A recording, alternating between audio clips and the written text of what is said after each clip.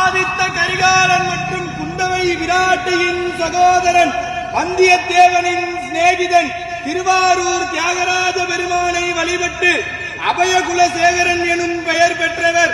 தெற்கே இலங்கை வரை சோழர்கள் நிலையாக விரிவு செய்தவர்.